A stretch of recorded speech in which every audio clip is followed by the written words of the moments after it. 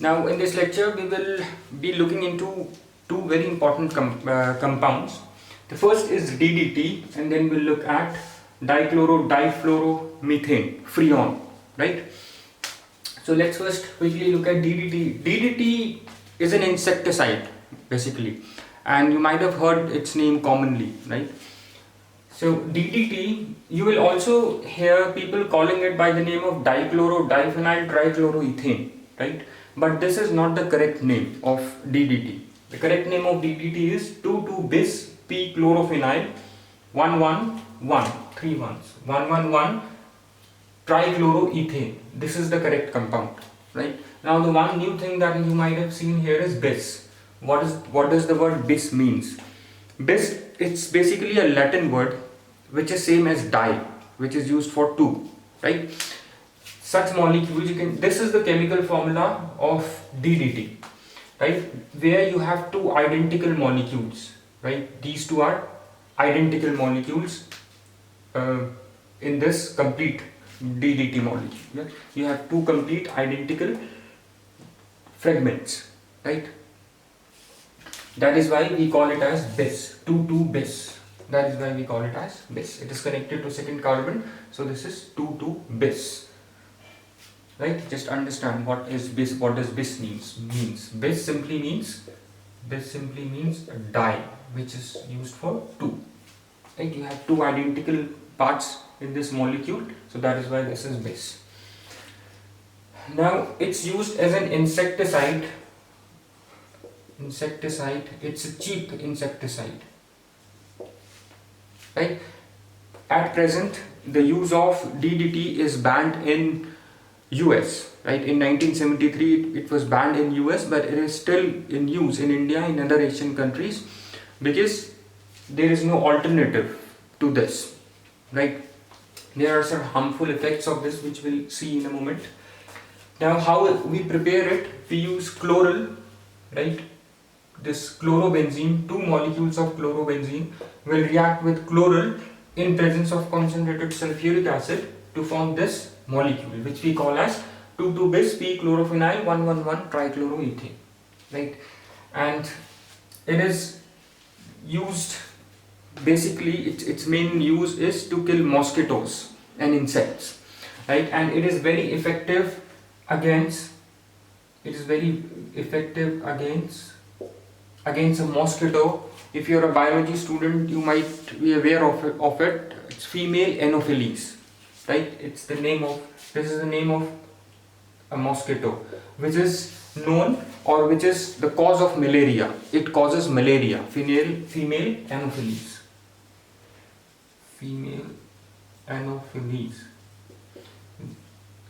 This mosquito causes malaria, right? And most of the malaria is eradicated because of this DDT, right? Because DDT is very effective against killing this mosquito, right? Most of the mosquitoes, but it is very effective against female anopheles, which causes malaria, right? So most of the malaria which is eradicated today in India and in other parts of the world is because of DDT. So it's very important, right? Its use is very effective against malaria or mosquito that causes malaria, female anopheles, right? Just remember this use.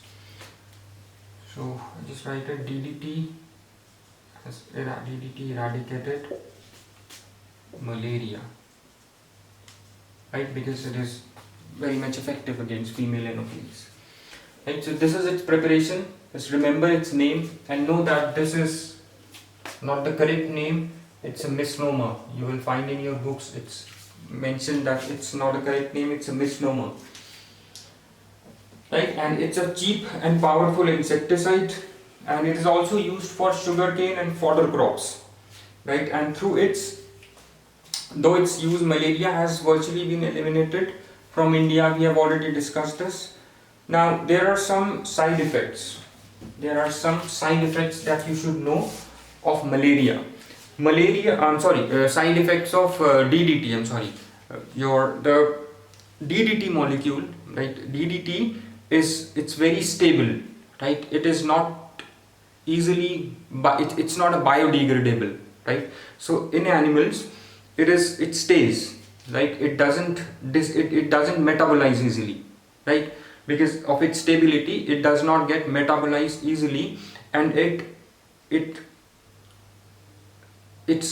gets stored up in the tissues, right? In the animal tissues, it gets stored up, and it is known to it affects the reproductive organs of animals, right? This is its harmful effect. And this harmful effect is due to its stability, right? Due to its stability, it doesn't get metabolized easily,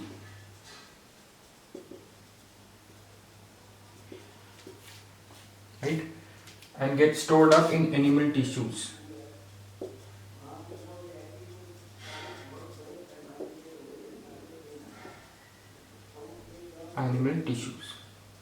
Right? And affects their reproductive organs. Right, so these are some of its important uses and side effects. Right, just remember that it's not easily biodegradable. Very, very important. Right, due to which, and its stability and non-biodegradability will affect animals. Right. So let's move to the other important compound, which is your freon. Right, freon it's basically freon. These are chlorofluoro compounds of methane and ethane. Chlorofluoro compounds of methane and ethane. Right, when we say chlorofluoro compounds, chloro stands for chlorine, fluorine stands for fluorine, right? So in these compounds you will find chlorine and fluorine, right? For example, if you find this, if you look at this, CCl2F2, this is derived from methane, right? And this is the most important freon, right? It has chlorine, it has fluorine, right? And if you look at its preparation, it is prepared. We have studied one reaction before. The name of the reaction is Schwarz reaction. Right? Name of the reaction is Schwarz reaction. This Schwarz reaction is when you treat CCl4 with antimony trifluoride in presence of antimony pentachloride. Like you treat CCl4 with antimony trifluoride in presence of antimony pentachloride. Basically, where antimony has +5 oxidation state. You can see here antimony Sb has +5 oxidation state. So this reaction is carried out in presence of a compound where antimony is in +5 oxidation state, right? And it will form chlorofluorocarbons, right? CCl2F2, right? This reaction is known as Schwarz reaction, right? Reaction which is carried out in presence of compound where your antimony is in +5 oxidation state, right? And some of its properties: freon is a gas, right? And since this is a gas, and its very important property is that it gets liquefied easily even at room temperature, right? That is why it is used in refrigerators, and it is used in your air conditioners, right? Because it gets easily cooled down, right? And gets liquefied, right? And when its use has been limited nowadays, because it causes depletion of ozone layer. When it goes in the upper atmosphere, it destroys the ozone layer, and we know that if ozone layer is destroyed, we humans are exposed to harmful ultraviolet radiations that causes various diseases like eye diseases, skin diseases, right? So that is why the use of freon is reduced nowadays because it causes depletion in upper ozone layer by initiating a free radical reaction, right? We would not be going into the reaction that it initiates in the ozone layer, but just know that it initiates a reaction, right? It initiates a reaction, free radical reaction that destroys the ozone layer, right? I hope this is clear. And its other important uses, it's used as a propellant, right, in perfumes and in deodorants, right, and in room fresheners where liquid comes out with a rush, right, from the pump. So there, this gas, we know we have a gas in deodorants, right? It's a Freon gas because it's used as a propellant. It propels the liquid, right? So this is its important use, right? This is its important use. Freon, this is chlorofluoro compound. These are chlorofluoro compounds of methane and ethane basically, right? I hope it's clear now.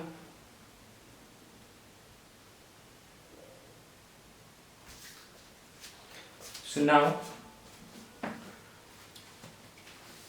I hope this is clear. These are just two important compounds that you should know about, right? And there are other freons that are known, right? Since I said that these are derivatives of methane, CH4, right? So you can replace all hydrogen atoms with fluorine, right? Or you can do this CF3H, right, or CF2H2, right? These are